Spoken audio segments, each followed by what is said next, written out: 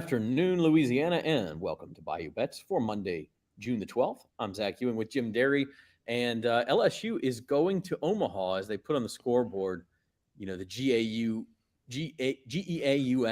going to Omaha. Omaha. Yeah, I kind of lean into that a little bit too much, but I suppose when you do something like that, you can celebrate however the hell you want to celebrate. And LSU back at the College World Series for the first time since 2017. And really the whole weekend, we'll get more into this as we go on, but the whole weekend, Jim, was really just a reminder of how great college baseball at Alex Box Stadium can be when it's a big game atmosphere. It really is. And, we had a weird situation Saturday. Uncle Big Nick and I were supposed to go. It didn't work out. We couldn't sit through the whole delay, but we got to, we were there for a few hours before the game. And, you ended up going in our place afterwards. But even though we didn't get to see the game, we did get to enjoy some of the atmosphere. And it's different, man. It's different. You can't fathom that it's like this. You get spoiled, I guess, if you're an LSU fan, because it's really, I'm sure it's not like this at most other parks, unless there's probably a handful in the SEC that are like this. We were talking with Robert Young. They had a record number of people at their last super regional game, but you just can't imagine that it's like this at Florida. That you can't imagine it's like this elsewhere.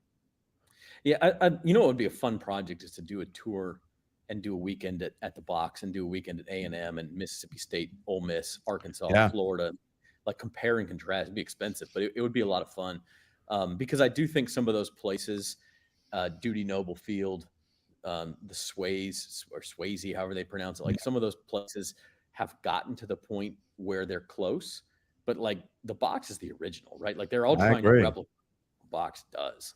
And that's what they're trying to do.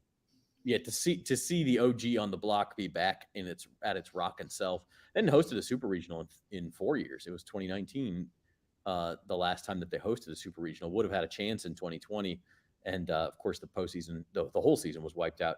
I'm going to bring that up a little bit in my rant later. Yeah, it was fun to see, and we're going to talk a lot about that. We got a lot to talk about. Bayou Bets is brought to you by Caesars Sportsbook, and we would love it if you would check out Caesars at NOLA.com/Caesars if you're not signed up. We'd also love it if you'd sign up for our Bayou Bets YouTube channel. I think we're stuck on 99 subscribers. Yeah, we're on 99. I would really like to think that of the 50 somebody out there, one of you out there, I know most of you are not watching on that channel because we, like most of you are on Facebook, it looks like right now. Or Twitter, but go over to the Bayou Bets YouTube channel and just hit subscribe. Like, get us to 100. It's just driving me crazy. We're at 99. Come on, one person. Even better, 3 or 4 people do it. Come on. There's Jerry. I'm sure he's Jerry, and it's 2 days away from his birthday, and today is a special day. It is some lady named Drea Derry. It's her birthday today. So as soon as we celebrate, as soon as we get done here on the show, we're going to celebrate. You know how she told me? Now, this is a true mom right here.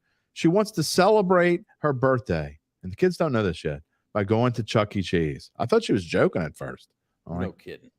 If that's what you want, that's where we'll go. Absolute best place my wife would choose to celebrate. I thought it would be for us too, but she wants the kids to have fun, so that's where we're going when this show's over.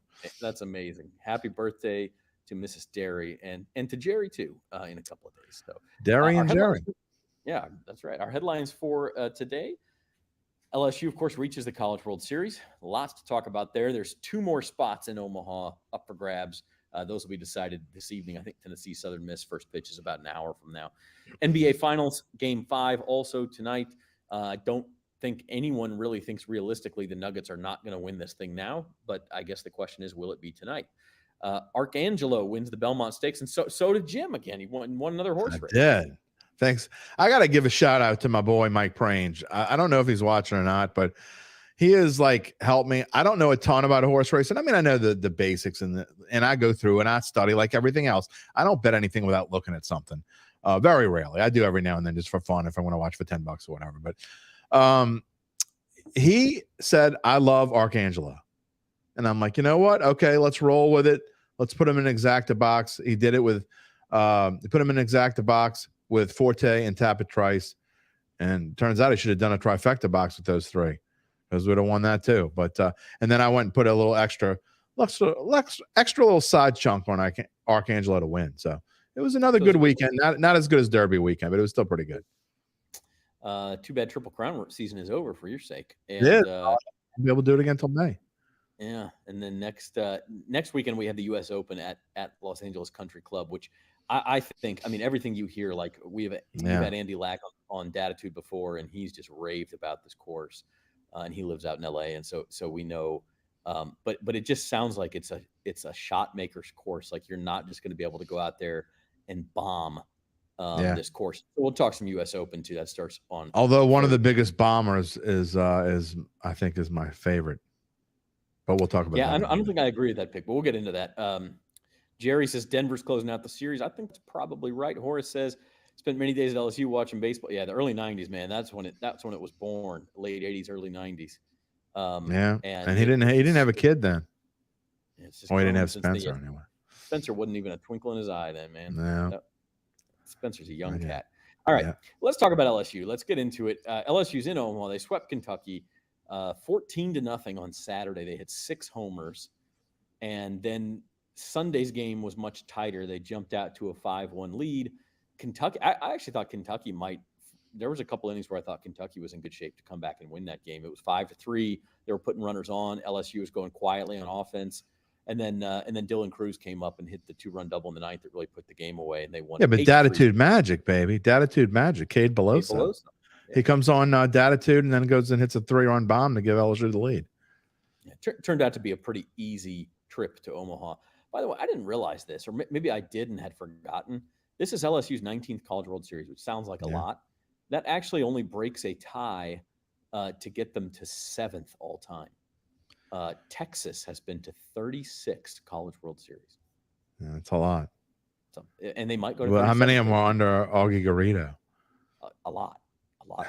But so yeah, 19. They're only halfway to Texas, really, or just over halfway. But nonetheless, LSU. But you got among the favorites. And as you bring this up, one quick somber moment. A former LSU player, and because LSU didn't get into its baseball heyday until the late 80s with Skip Bertman, but a former LSU player back in the 70s whom I worked with at the Times-Picayune for many years, over a decade, in the St. Tammany Bureau, Robert Roden, passed away this a few days ago, and so it was a tough blow for someone like me and anyone who ever worked with him or dealt with him. Great guy, and LSU through and through. And in fact, 2 days before he died, and he was in the hospital, and he had to wear. I wasn't in there, but my friends were telling me that were able to go. They had to wear like basically a hazmat suit to go in there because he couldn't have any germs whatsoever. But they were in there watching the LSU game with him last week, and he was like living and dying over every pitch. So I mean, LSU through and through, and that's how Tigers are, man. That's how Tigers fans are. They bleed purple and gold. And I know it works the same way for a lot of other guys, but man, it was a tough blow. And I know he's up there watching LSU go to Omaha again. Yeah, it's hard to beat the passion, man. And Uncle Big Nick, got to thank you for the tickets. I was there a while. I was there we got there a little before 6. Game was supposed to start at 7. We'd been there about 15 minutes. They said, no, it's going to start at 8. And then you knew it wasn't going to start at 8 because that's when the storm started rolling. Started at 9. It started at 9. Luckily, it was a fairly quick game. We were out of there about 11:30 or so. I was home by midnight. Yeah, for college baseball, it was fairly quick, and so was last night. Well, last night was a little longer. Last night was a little longer. Yeah, it was a little bit longer. Kentucky changed pitchers about 10 times in the last 2. Well, and they did it, like 4 times in one inning? I'm like, dude, what are you doing? Made it a lot longer. All right, so LSU is through to Omaha. Let's look at the odds.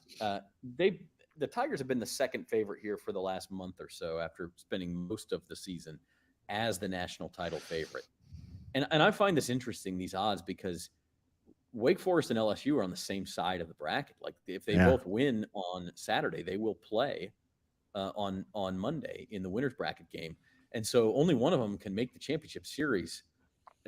That to me shows maybe some value on Florida and Virginia and TCU, who are on the other half. Well, I mean, I'm going to stick with my prediction from before. And I said before, I think it's LSU versus Florida in the championship series. And I think that is the case still. With that, is there enough value to bet them? I certainly would not bet Wake Forest. Even if you like Wake Forest, you can't bet them at plus 275. Wake Forest to me is not battle tested at all. I just don't think they've played anyone worth a darn to get here. Even Alabama. I mean, they had a tight game with Alabama. Really could have lost game 1. Then went and blew the doors off of them in game 2. And Alabama's middle of the road in the SEC. So I think LSU and Florida are the favorites. If Tennessee, look, LSU fans ought to be nothing. I know Southern Miss fans might give me grief for saying this, but if you're an LSU fan, you want Southern Miss to win tonight. Tennessee is a much better team. Again, that doesn't mean they're gonna win this game tonight, because when it comes down to one game after you've already played 2, anything can happen. But Tennessee is gonna be a tough out, and anybody in the SEC really. But so we'll see what happens. That could end up being a tough bracket if Tennessee gets in there. Yeah, it could be. I think it is the tougher of the 2 brackets. I mean, in defense of Wake Forest, I will say, they won a series against. In fact, they swept Clemson at Clemson. They were the number 4 national seed. They swept Miami, who was the number, I think, 9 national seed. ACC. They did not play a series against Virginia. Incidentally, they haven't played Virginia. So, I wouldn't say they haven't played anybody. Certainly, they did not survive the SEC, where even bad teams are good. Put those odds up for a second. But Oral Roberts at 2,200 is interesting. I'm not saying they're going to win the national championship, but man, they're feisty. I wouldn't want to play them. I mean, they're so scrappy that you probably, if you get them against it like a Skeens, that they're not going to beat you. But if you get them against some middle of the road, second, third pitcher, man, they blew that 8-0 game and still came back and won that series. Is amazing to me, because who comes back after losing? You lose an 8-0 lead. You got to think they're done. They're. I might put a couple bucks on them. I'm going to be rooting for them as long as they don't play LSU. They're only the 3rd regional 4 seed to reach Omaha. Yeah, like Nick said. And to some point, I mean, Stony Brook, like Dallas Baptist. Well, the other one was Fresno State in 2008, and they won. So I mean, I think that's actually worth. I'm not saying go bet $100 on it and try to win 2,200 and hit it big, but I mean, put $5 on it. What the hell? Yeah, I mean, look, baseball's a sport, and every sport's like this to a certain extent, but baseball certainly is a sport where if you get on a roll, it's hard to stop you. And they'd won 21 in a row. Coastal Carolina, I think they were a regional 3 seed, but they won the national title. If you get on a roll, it's hard to stop you. And now, clearly, Oral Roberts has won 23. They certainly believe in themselves. No, the competition hasn't been great, but they did knock Oklahoma State out of that regional. That was the national, number 11 seed. Then they knocked out Oregon. In Oregon? So, I don't think it's crazy to say that they could certainly – and the thing about 22-1 is you just need them to get down. Let's say they can get into the last 4, and then you can start really hedging. Yeah. At that point, if you really don't put a couple bucks on it just for fun. So. I agree with that. All right, we're going to get mean here. We have a poll question for you, and you go to bet.NOLA.com and bet. And mean rhymes with Skeens. Yeah, we decided to get a little feisty here. We're going to make LSU fans choose. Who's more important to this team? Who's more important in Omaha? Dylan Cruz or Paul Skeens? That's a hard answer, man. It is hard, but it's easy all at the same time, in my opinion. I'm always, not always, but more likely than not going to side, especially if they're equal and on their level. I think they're equal. Although Dylan Cruz has been kind of like quiet until game 2 of yesterday, but I think it's Cruz, because I think that of course, you always want to call Paul Skeens games must wins, but I think Dylan Cruz has got to come up big in this series, and he plays every day. So I'm going to pick Dylan Cruz. I'm going to pick Dylan Cruz in this one. Yeah. Do you choose the everyday guy, or do you choose the guy? And I'll just to be contrarian, because I'm torn, I'll go Skeens, just because I think the ability to throw a guy out there and say, hey, we're going to have I don't care who we play Tennessee. We're winning this game. We're going to have the advantage, and we're going to be in the winner's bracket. That nobody else can say that. Well, and the thing for LSU is, I mean, the way that it's set up now, it's really, you can only pitch them twice. I mean, you might be able to use them in relief at some point later, but the way that it's set up, if you pitch them, even if they pitch on Saturday, I mean, the the championship series starts the following Saturday. So it's probably not going to pitch. You got to hope you make it to the championship for him to pitch, and then he would pitch game one of that. Yeah, and I mean, maybe you bring him back, and this is a little bit of foreshadowing. If you keep his pitch count under control, maybe you could bring him back in an elimination type game later on, maybe, and then pitch game 2 of the championships. I mean, you can kind of play those games at this time of year because the finish line is in sight. Really? That doesn't drive with your rant, really. Look, and I'm going to try to be reasonable with my rant. I know you're looking forward to that, but newsflash, it has to do with what Stanford did last night. I just look. I think that Skeens gives you such a huge edge in those games, and look, you saw Kentucky try to be aggressive against the guy, and we're seeing more and more teams do that because if you get behind in the count against Paul Skeens, you're toast. You are toast, and so they try to be aggressive and hit early in the count, but he doesn't. And then they start dropping curveballs. Yeah, a lot of these guys who throw 102. If you can square them up, you're going to hit the ball a long way. They don't seem to be able to square them up very often. No. Who can at that level? I will be curious to see, and we'll bring this back up one more time. I will be very curious to see if LSU plays Wake Forest. At that point, you would not have Skeens. I mean, this is not the regional. You don't play games. You're going to throw Skeens in the first game against Southern Miss or Tennessee. And then assuming LSU wins that game, Wake Forest is super interesting to me, and I get your point. They didn't play in the SEC. They probably got more breathers than LSU did throughout the course of the year. But that lineup, boy, can they hit. Well, look what they did to Alabama's second pitcher. So yeah, they turned around and hit 7 on Alabama. Actually, I think it was more like 9 homers. And Floyd did not pitch well yesterday. So, that'll be a fascinating matchup. What do you think? Yeah. Let's say Ty Floyd pitches, and I don't even know who Wake Forest number 2 is. But he wasn't super sharp. I mean, Alabama hit a couple. He wasn't very good. Yeah. What's the over/under in that game next Monday if it's LSU and Wake Forest? It's anything less than 12. I'm betting the over, baby. Oh well, even when Skeens pitches, it's 11 in these games. So I think you're looking. Really? I see. That shows you how much I don't look at that. These college games have high. I mean, let's look at today's 2 super regional games. There, Southern Miss Tennessee is 12, and Texas Stanford is 14. So, yeah, they're going to have higher over-unders. I mean, but I think in that game you may get a 17 or an 18. We'll see. Looks like the weather is not going to be as hot in Omaha as it is here, which would be hard to do because it's blasting hot. But that's another thing. We ran, and I'm all over the place today, but ran into some Kentucky fans and had some nice little chats with them. I mean, seriously, they were cool people.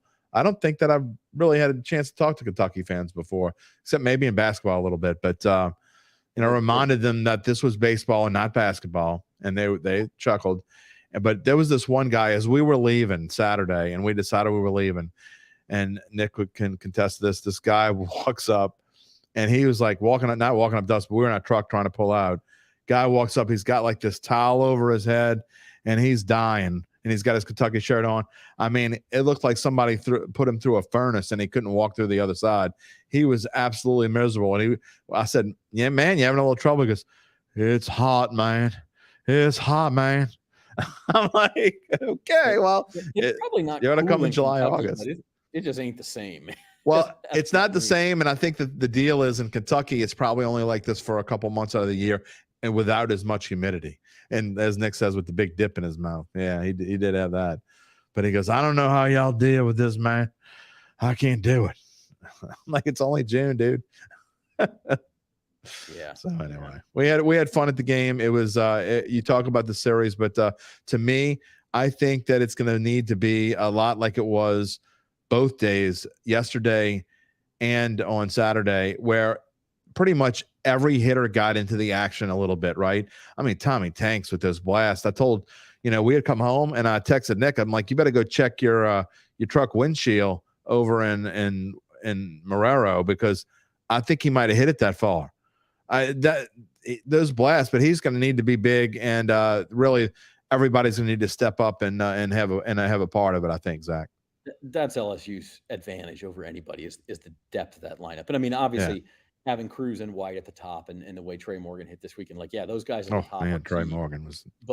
But I mean, here's the point. And the Kentucky manager said this after the series. Like, look, the problem with LSU is you feel like you did a good job against Cruz and White, and then you got to face Morgan, Right. and then you got to face Right. Peloso, and then you got to face Travinsky. Travinsky, and all of a sudden, and even down in the lineup, Jordan Yeah. Thompson and Pearson, and these guys can all hit. They've got, And then I Jordan think Thompson Morgan, was doing his Derek Jeter impression yesterday Gavin from Dugas, shortstop.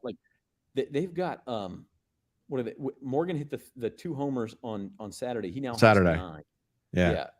And so that's 7 guys, I think. No, maybe it's 8 guys who have 9 homers in that lineup or more.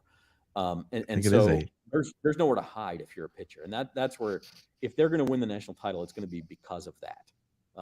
Yes, I think that's more important than either Cruz or Skeens, in my opinion. We didn't put that on there on the poll question, but it's hard to say who's more important, Cruz, Skeens, or the rest of the lineup. I mean, but I think it's more important they stay consistent like they've been staying. And I said, going to the SEC tournament, we both said we didn't like them in the SEC tournament because, frankly, it didn't benefit them to win the SEC tournament. They played like they were playing preseason, lying in the weeds.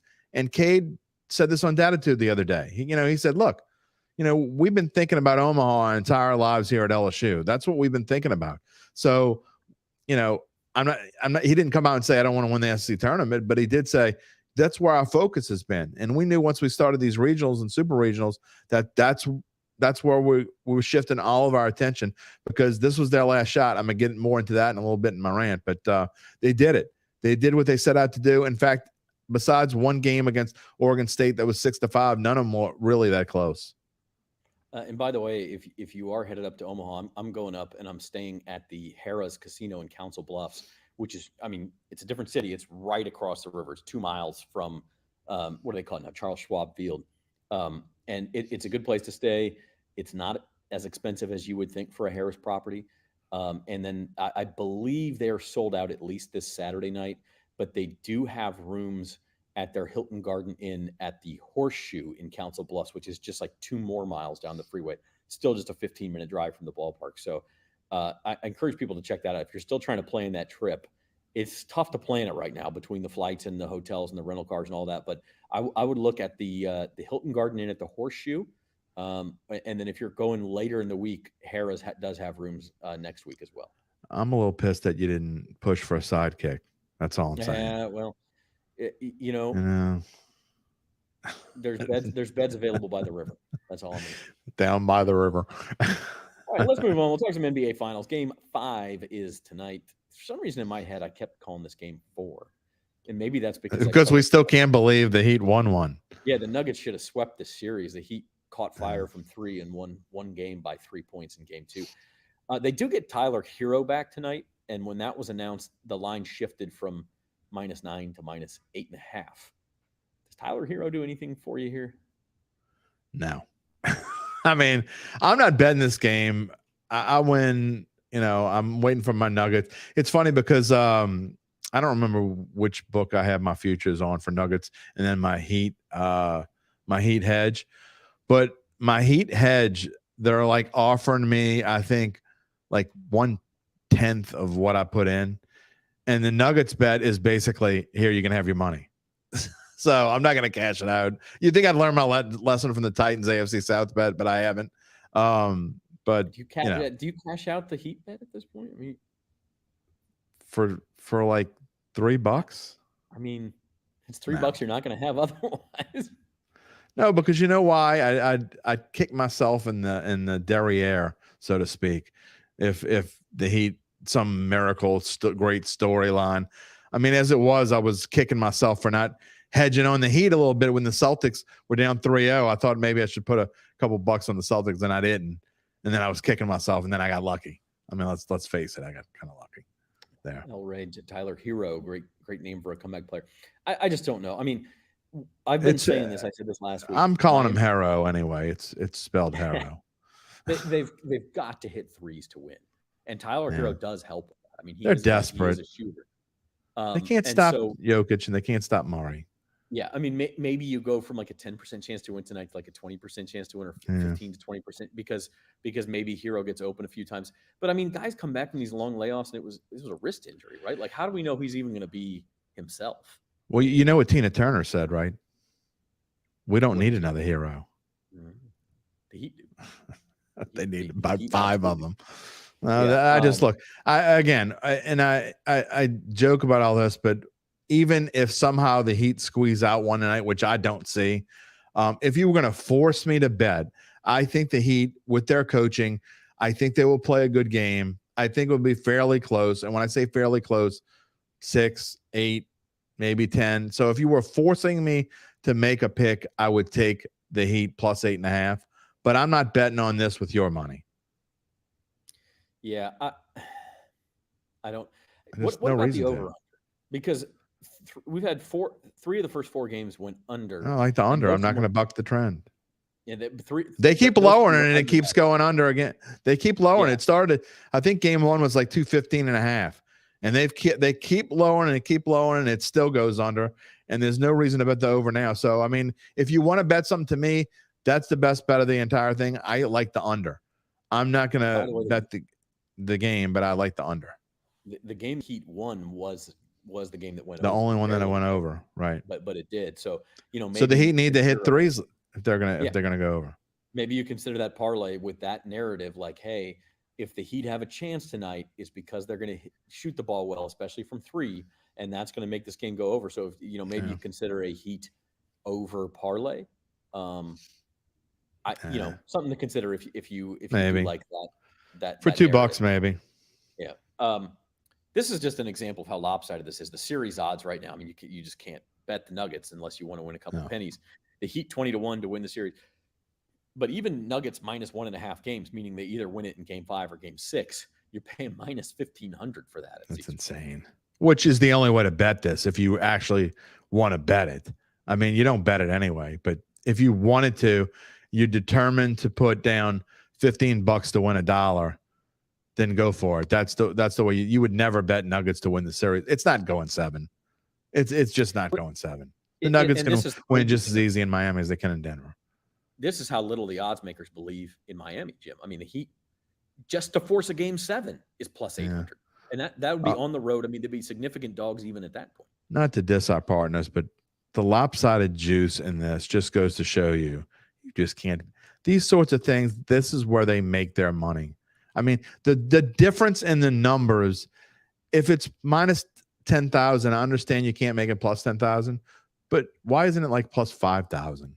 Well, or make it minus 8,000 and plus 4. I mean, come on, man. That's absurd. The only thing I'll say is, and it's similar anywhere you look, and the reason is because the theoretical hold on these is still about 20%. It's still like if you add up the implied probabilities, it's still 120% like it is anywhere else. And so, when you have one that's basically, you're saying the Nuggets are 99% to win, then the Heat, I guess you could make it a little higher. So you're only giving me 20-1 if you're saying 99%. Yeah, this is a perfect example that you really can, and I can't say never say never, right?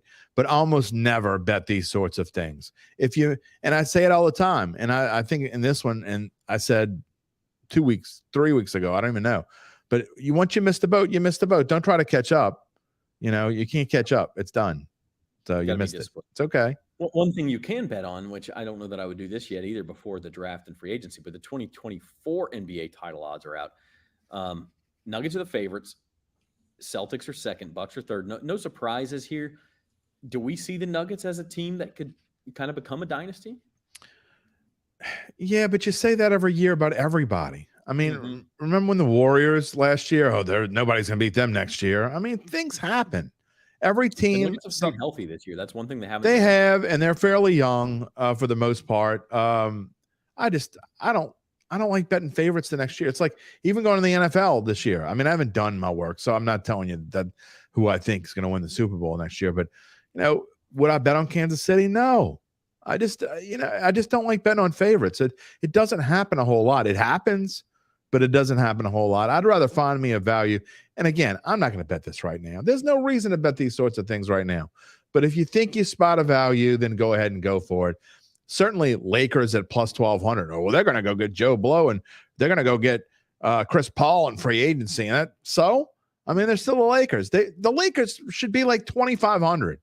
They're another example of juiced up odds. I mean, you look at these odds, they're ridiculous. So if there's any value in there and all, maybe it's Golden State at 1,200. If you want to go put a few bucks on the Pels at plus 3,000. To me, that one is that they're showing too much respect to the Pelicans. We really think I don't disagree. No, 3% chance of winning the title. I don't think so. Yeah, 3% maybe. I will say the two names I'll throw out here, and I'm not sure I like the numbers. And like I said, you got to wait unless you have a real strong inkling of who's going to get a major trade or free agent or something. The Clippers at 15-1. They're a little bit like the Nuggets in that they have all this talent and have just not been able to stay healthy. If they can stay healthy, you've got a different team there, just like Denver did this year. But they're older. And then the other one would be Dallas at 13-1. I think they've got to get rid of Kyrie. But if they get rid of Kyrie, all of a sudden you've got Luka there. Maybe they find a better fit for him in the backcourt. And 13-1 is not terrible there for the Mavericks. Maybe. I don't think so. I don't think I would bet that. But I get why you would. And you I guess you're looking at them as kind of like the Nuggets are now. That's why I bet on the Nuggets at 20-1 before this season. Not just a couple $5. I win $100 hopefully tonight.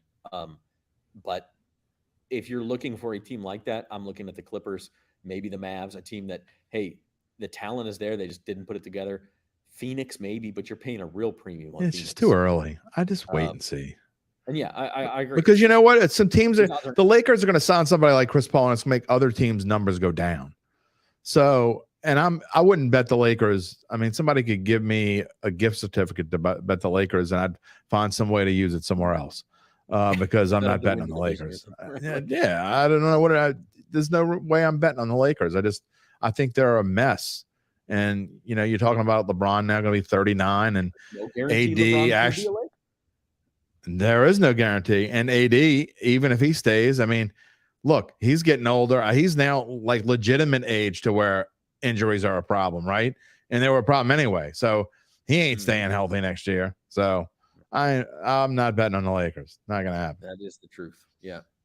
All right. Move on to our final topic of the day, or not our final topic, but our next topic is the U.S. Open. Starts at Los Angeles Country Club on Thursday. I think this is going to be a real fun course. Scotty Scheffler. Yeah. Let's just say this. I got paid off for saving him in one and done this long. I am going to use Scotty this week because I just think, look, I could if I want to. But I think he's clearly your favorite. Now, having said that, I don't know. I could see this going a lot of different ways. Well, he's had a tough time putting. However, this course is not necessarily the toughest course to putt on. None of them are easy, and especially in a major. So I don't think you can write him off. 650 is too low. I'm not betting on him. If you want to take him in one and done, great. I think the winner is going to come from this list, though. I do think it's a favorite kind of thing. Wouldn't surprise me if Jon Rahm had a really good week at all. He's not played Jon Rahm type golf as of late, so it wouldn't surprise me if he's up there. Man, Hovland, I just don't trust Hovland in this scenario. He's too young.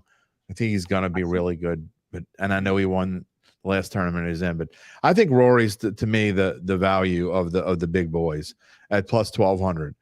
And again, I'll do more. I'll go diving in tomorrow. I'm going to spend a lot of tomorrow looking at golf. But and I know I really like Hatton at 2,800. The problem is, he'll play so bad one day, and then the next day he's better than anybody on the planet. And the defending champion, Matt Fitzpatrick, at plus 3,000. Those are guys that I preliminarily like, but I think I'm probably going to go with Rory. I think Koepka could compete. I don't think you can bet him at 900. Same thing with Hovland. Absolutely not. You can't bet him at that number. I'd rather have Cantlay or Schauffele at those at 16 or 20-1. The other name that catches my eye on this list, and we've got another page of longer shots. Tony Finau was like 18-1 at the PGA Championship, and now he's double that. I realize he's not playing that well, but you can get Tony Finau at 35-1. Yeah, he had been really good until a couple tournaments ago. He kind of lost it a little bit. I don't think I'm on Finau there, but there's all this talk. Yeah, Rory. Okay, well, we'll see about that. I don't believe that. I think I understand why. Me and Uncle Big Nick have been talking about how Rory's been terrible on Sundays as of late. I think he's had a lot of. If he's not in contention, he plays great on Sundays. If he is, yeah, I think he's had a lot of pressure on him with all this live PGA crap, and I think that's going to take a back seat this week. Now, I think there'll be plenty of talk on it. If you don't want to hear that, you need to turn your sound off and just watch the golf without the sound on, because they're going to be talking about it incessantly all weekend. However, I think some of the pressure is actually going to come off of Rory now. I like the way he's playing overall. Again, I don't like the way he played on Sunday, but he knows that his chances to win majors are pretty close to coming to an end. I mean, he's 35 years old. His days of being elite are almost over. So I think you're going to see a big push from him in this. Major's a different world, right? I mean, it's a different world than just playing in the Canadian Open or whatever else. So I think Rory's going to be at his best, and I especially like him to find ways to make some birdies where other players can't and get out of trouble. Yeah, see, my problem with Rory is I think he'll make some birdies that other players can't, and then he'll make a double or a triple here or there that other players won't too, because he's going to fire at a pin, and this is a course where that's okay though. You can't hit a triple is okay. It's okay every now. I mean, you look at what happened yesterday with Tyrrell Hatton, and he doubled and still almost won. I mean, so triple's not okay. By the way, now. Shout out to Adam Hadwin. Oh man, that dude gets tackled on the green. And for those of you who missed it, and I go look it up. Go look it up. Into golf, you probably weren't watching the Canadian Open, but especially not while LSU was playing at the same time. But Nick Taylor, a Canadian, wins the Canadian Open with a 72-foot eagle putt, which is incredible in and of itself.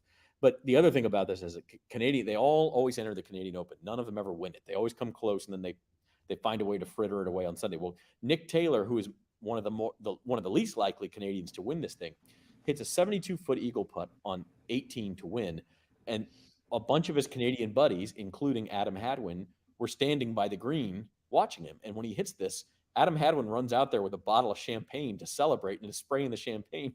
And the security guard didn't know who Adam Hadwin was.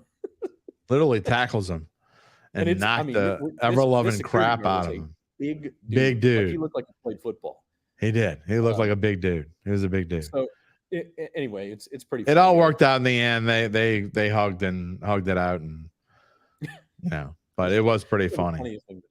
All right. If I ever go to Toronto or wherever the next Canadian Open is, it's not going to be in Toronto most likely, but I'm not going to try to rush the 18th green. I know that. Don't do that. Don't do that. Anybody like over this list, Jim? This is the rest of the guys. Ricky Fowler, maybe. He's been playing well, 5,500. I might put a buck or two on him. Off this list. Hideki Matsuyama, 45 to 1. Give me some of that. Hideki's he can't put it all together. He looks great for a day and a half, 2 days. Tyrrell Hatton will have an okay day and then a great day and then an okay day and a great day.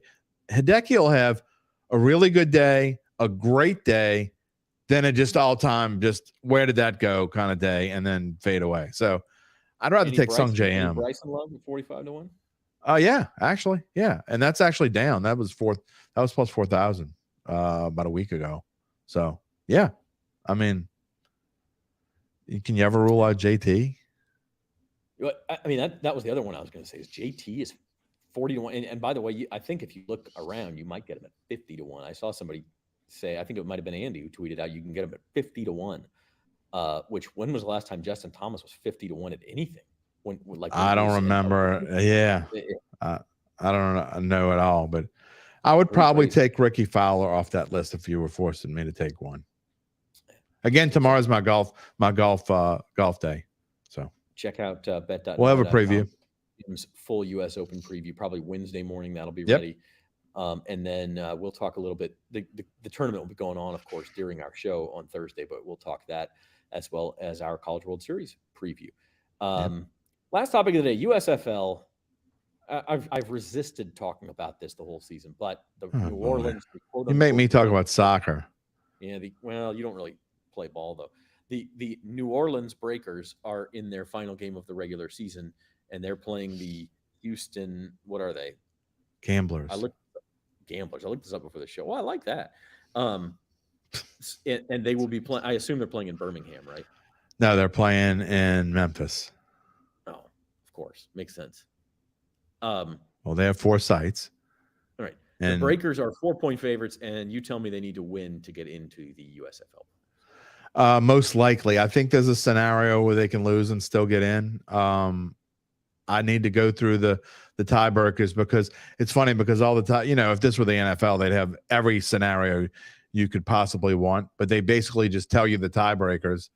And then, you pretty much have to figure them out on your own.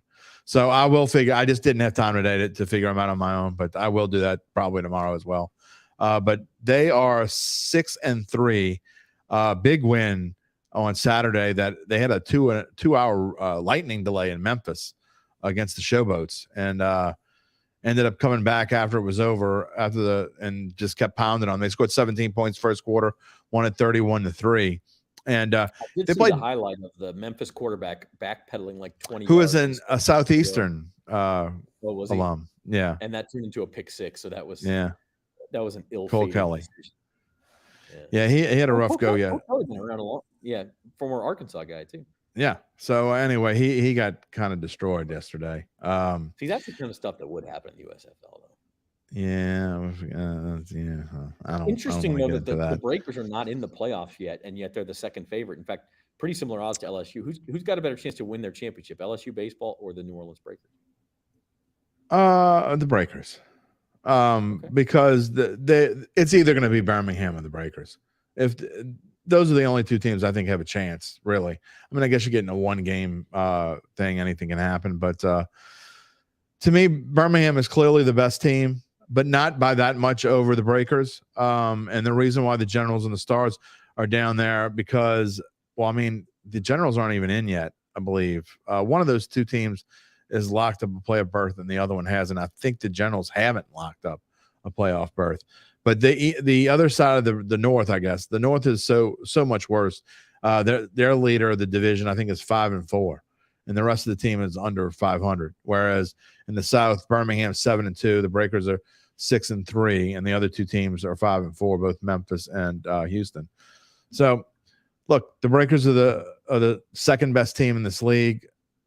Clearly, in my opinion, they haven't been great on offense as of late, but they lost 3 games in a row and were bad on defense, and they seem to have gotten it back, and they have a little swagger going. They got a linebacker named Vontae Diggs, who I think is NFL worthy. They got a couple guys I think ought to get a shot in the NFL because they got some attitude on that team, and I like it. And hopefully they'll be playing in New Orleans next year.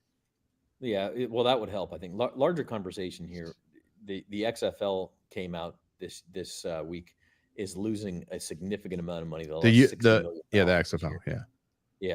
XFL did, and the USFL hasn't reported, but I believe at least last year the XFL had better TV ratings than the USFL did, and so if that's the case this year, and the XFL is already losing significant, they didn't play last year. The XFL, did they not? No, they hadn't played in a few years. I think what I saw was the XFL ratings were down from the last version of the XFL, but they were on par with last year's. Anyway, here's different. It was a different game a little bit. Here's where I'm going with this. I don't think both of these leagues can survive. I think maybe we see one spring football league survive long term, but I don't. It isn't too much to ask. Yeah, I don't disagree. I think that the USFL probably has a better chance to survive. Because they play a little bit. They're first of all, the quality of their players I think is a little bit better.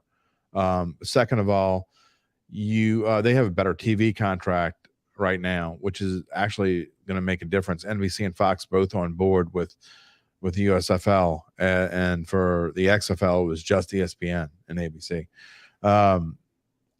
I agree with you that I don't think both leagues can make it. However, I think they'll both try at least another season. The XFL was quick to quit last time. The USFL seems to be in this for the long haul. So, and from everything I'm hearing, I think there's a very good. I wasn't just saying this. I don't think all 8 teams are going to play at home next year, but I think there's a good chance that at least 1 or 2 more do. And if 1 or 2 more do, the Breakers will almost certainly be playing in New Orleans next year, if that's the case.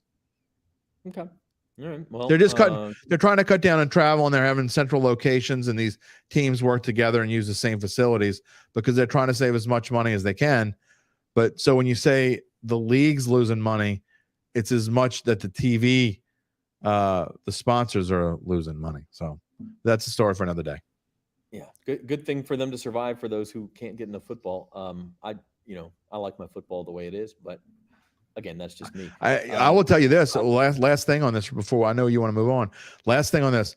The rules, the NFL people need to take a look at how both the XFL and USFL have integrated complete transparency into their game.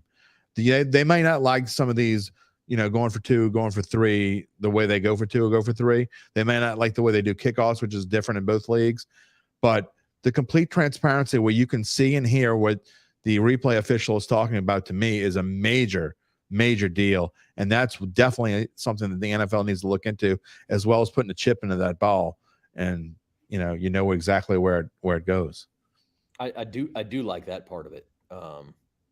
El Rey says Tulane Stadium or Super. They're not going to play. Oh, they'd play at Tulane or City Park. No. They're not going to play at City Park. It's dumb. No, I'm sorry. No offense to the people who, own Ted Gormley Stadium over there, but Ted Gormley is not like suitable. Right, Tulane is absolutely the right fit. That would be a great place for them to play. And I think they'd fill it up. Subscribe to the Bayou Bets YouTube channel if you have not already. I have not looked, but before the show, we were sitting on 99 subscribers. Don't make me beg people. Just go over there. We got 99 subscribers, and you ain't one. Yeah, get us to 100. I know, again, most of you are watching on Facebook or Twitter, but there's still a good number of people watching who I'll bet are not subscribed. So, I got a ding for that. Cool. We're gonna wrap up the show here with our rants, and we're gonna bring it back to college baseball. And for those who did not see, Stanford stayed alive last night. They beat Texas. I think it was 8-3, same score as the LSU game. Quinn Matthews, Stanford starting pitcher, went all 9 innings. He was great with the season on the line, but he threw 156 pitches. I'll say that again: 156 pitches, which is a number that maybe 40, 50 years ago people didn't blink at. Well, now that's a hell of a lot. A major league pitcher has not thrown that many pitches since the 90s. And a non-knuckleballer hasn't done it since Roger Clemens in 96. Obviously, Roger Clemens at 35 years old is a bit different than some college kid. And here's the long and the short of it. I'm not one of these guys. Keith Law is really against this on Twitter, where he'll come out and say, has to be 100 pitches or less. We should never go over that. I understand these college teams are chasing something. The college kids are chasing something. They want to be out there. They want to go an extra inning in a big game. And I understand that. But we've got to draw a line somewhere. And I'm not qualified enough to tell you exactly where that line is, but I am damn sure that it is less than 156 pitches, particularly when your team's up by 5 runs in the 9th inning. Why are you getting run back out there? There are scientific links between pitchers, certainly younger than college level, but also at the college level, throwing that many pitches and having injury troubles down the road. Ben McDonald in our own backyard is a perfect example of this, who really was just, I hate to use the word abused, but he was overused by LSU and then had tremendous shoulder and elbow problems throughout his major league career. Was cut short because of that. We see it over with Mark Pryor.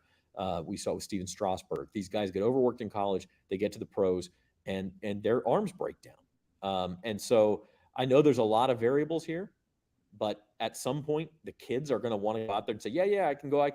We all felt invincible at age 20. And they want to go out there and continue to throw. Someone's got to be the adult in the room. And I personally suggest the damn adults be the adult in the room. And the Stanford coach needs to know, hey, 120 is enough. You gave us the lead. Great job. We've got other pitchers who can take us to the finish line. And you know what? If our other pitchers can't take us to the finish line, then we don't go to Omaha. We didn't deserve it. We're not a one-man team, and we're not going to throw some guy 150 pitches. And I hope LSU never does that with Paul Skeens. I mean, the guy's got a bright future. Don't throw him 150 pitches in Omaha just to see if he can be the hero and ruin his future. I agree and disagree all at the same time, if that's possible. I agree there needs to be some sort of limits probably, and I think it stems to all the way you can go to, and they're starting to do this now. They've already done it in the LHSAA. They've done it somewhat in Little League. in some little leagues, and they monitor pitches, and they don't do it in Major League Baseball because they coddle their pitchers in Major League Baseball. That's a whole nother story. That being said, the problem is not about how many pitches someone makes in a particular game or a week or a season, in my opinion. The problem is, you want to talk about the adults in the room. The real adults in the room should be the parents of little Johnny starting to pitch at age 7 and age 8, because they want their kids to play baseball 11 and 12 months out of the year when their bodies weren't meant to play baseball 11 to 12 months out of the year. In fact, no one's body was meant to play baseball 11 to 12 months out of the year. Now, some guys who are like in rookie leagues and stuff like that are playing in these summer leagues to try to get more seen and things like that. And I get that. So, 2, 3, 4 years here or there, you got to do it. But for 7 and 8 and 9-year-olds to be playing baseball year round is absurd. And that's even if you're only practicing once a week or twice a week and you're playing in tournaments once or twice a week. Kids need a break. They need to play other sports. And so I certainly agree with your initial premise on how this all got started with the kid from Stanford throwing 159 pitches, especially with a 4-run lead going in the 9th or 5-run lead going in the 9th. That's absurd. It shouldn't happen. And I wouldn't be opposed to saying there are limits to how many pitches someone can make in college baseball, and I would probably do it throughout a week. A kid throws 100, make it 130, whatever you wanted to make it. But there are times when I think it's acceptable. And, you go to, I'm going to use this weekend as an example. If you're playing and you got a 2-2 game and you're going into the 9th and Skeens is at 138 pitches, do you yank him? What if, you don't, if you think Skeens is your best chance to win, it's not like you've been overusing him all year. I think there are certain scenarios where it's okay. Probably more not okay than okay. But I just don't, to have a blanket statement just to say that we need adults in the room. I think the adults in the room need to be adults from a long time ago, not in college baseball and professional baseball. That's just my opinion. Well, look, I don't disagree with you either. I mean, I think there does need to be more accountability in Little League. And let's be honest, little Johnny has a 0.1% chance of becoming a pro. Yeah, I mean, it just exactly. That's not what his parents think. The chances of this happening are so slim that my son plays club baseball, and we're on a mostly inexpensive club, and we wouldn't do it if it was thousands and thousands of dollars a year. But look, I'm realistic about it. It's fun for him. He's good at it for his age, and he enjoys it, and so we play. But we don't have any dreams of anything, beyond maybe him being. Well, you're a realistic person, Zach. Yeah. That's the difference. And that's what I'm saying. But I do think college baseball, with as visible as it is, and with as much money is on the line now, I mean, these college baseball coaches are now paid 7 figures a year in some cases, six figures a year in all cases. And so there's big money on the line, and we're trying to we're getting to the point where they are willing to risk injury at all costs, and I don't agree with that. And I don't, and I mean, we can sit here and argue about what the line is, but there are studies out there, you can look them up, that show unequivocally that overuse in college contributes to injury as a pro. Or later, you don't want to know on this show what I think about scientific studies, because they're as wrong as much as they're right. So that's a whole nother story. And I don't necessarily want to get into a scientific study debate, because you can find numbers and data to support almost any position you want to support, because we do it all the time here at Bayou Bets when we're talking about stuff we like, and someone will say, well, blah, blah, blah. I'm not into scientific studies. I think they're almost worthless. I got to be honest. And every facet of life, and almost every facet of life, you could say ridiculous. You could say it's ridiculous all you want. I encourage you to go read it. I encourage our viewers to go read it. I've read them. See what it says. I have read them. I have read them. I have read them many times. But just a blanket statement to say they're worthless makes you ignorant. I didn't necessarily say that. You're not looking at the information. Once again, not a fact. And things you pull out of scientific studies don't make things facts either. So we can have this debate if you want. I mean, I see we've been on for 54 minutes now.